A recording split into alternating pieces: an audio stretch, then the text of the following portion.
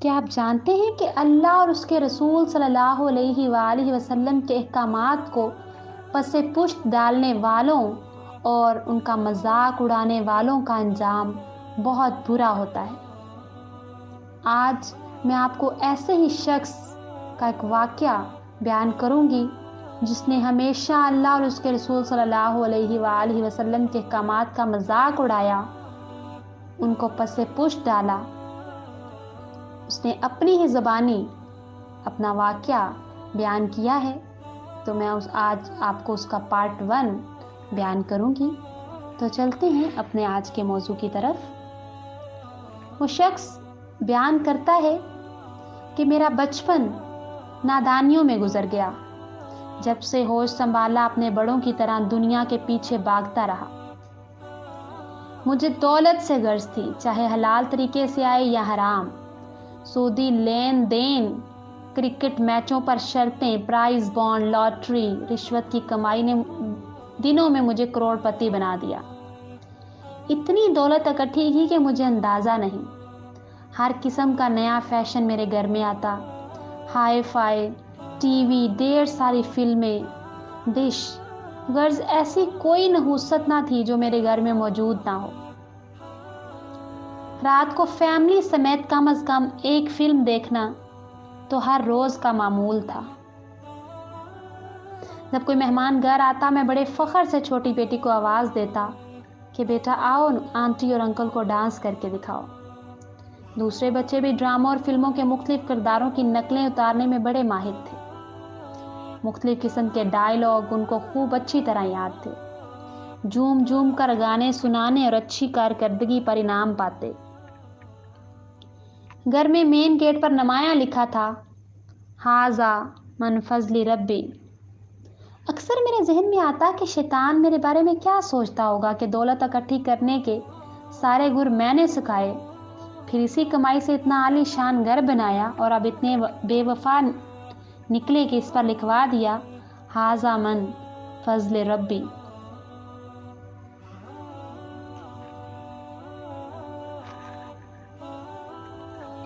انتظامیہ سے ٹھیک ٹھاک مراسم کی وجہ سے کوئی مجھے پوچھنے والا نہ تھا۔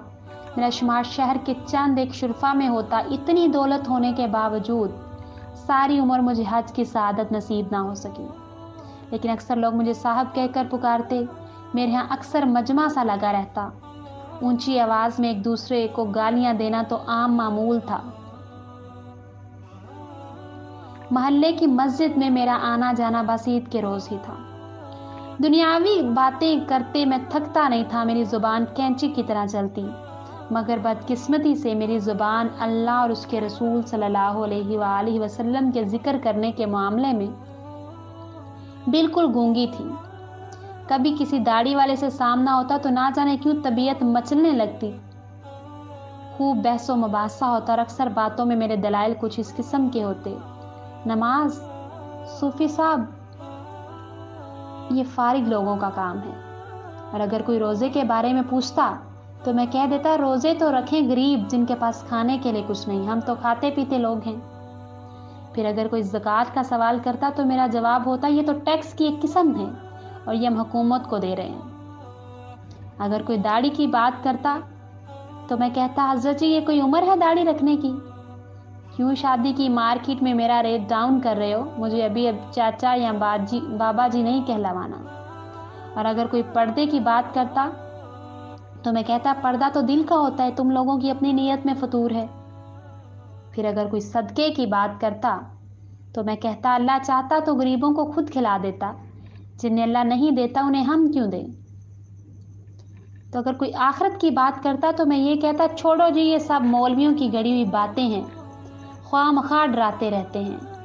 وہ جہاں کسی نے دیکھا ہے، ہاں اگر ایسا کوئی چکر ہوا تو چونکہ مجھے یہاں بہت کچھ ملا ہوا ہے، آگے جا کر بھی میرے پاس بہت کچھ ہوگا، پھر میں نے کوئی اکیلے مرنا ہے، جہاں سبھی ہوں گے وہاں میں بھی چلا جاؤں گا۔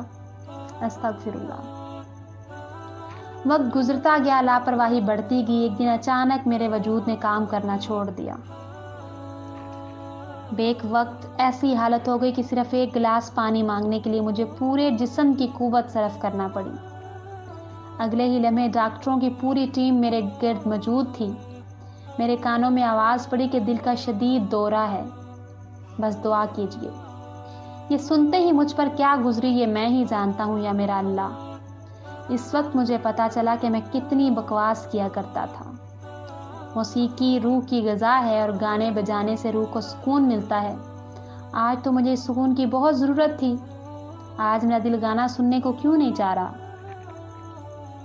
مجھے شہر کے سب سے بڑے اسپتال کے ایئر کنڈیشنر کمرے میں لا کر لٹا دیا گیا۔ میں اس بستر پر پڑا چھت کو گور رہا تھا۔ حیرانی کی بات ہے کہ اس وقت چھت ایک بہت بڑی اسکرین تھی اور اس پر میری گھناؤنی زندگی کی پوری فلم چل رہی تھی۔ چھوٹے بڑے سبھی گناہ بہت صاف نظر آ رہے تھے۔ ہاں، کیسی عجیب فلم تھی۔ میں گناہ کرتا تو دروازے بند کر لیتا کہ کوئی دیکھ نہ لے۔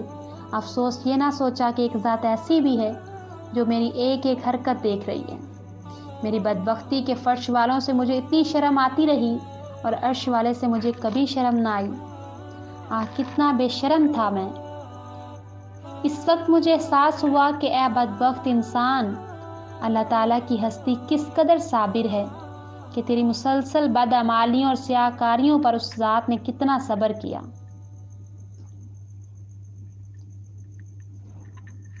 اور تو ایسا ظالم تھا کہ اتنی مہلت دیے جانے کے باوجود اپنی جان پر ظلم کرتا رہا۔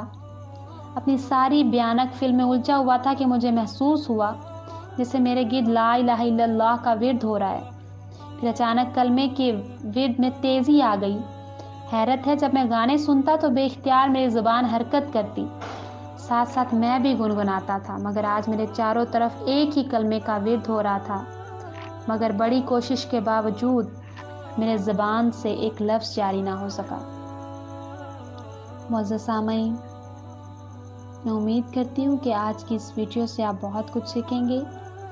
اگر آپ کو یہ ویڈیو پسند آئے تو ہمارا چینل اقرا اسلامک اسٹوریز، اس کو لائک، سبسکرائب اور شیئر کرنا مت بھولیے، اور ساتھ ہی ساتھ بیل آئیکن کو ضرور پریس کیجیے تاکہ میرے آنے والی ہر نئی ویڈیو کا نوٹیفیکیشن آپ کی اسکرین پر آپ کو مل سکے۔ مجھے اجازت دیجیے۔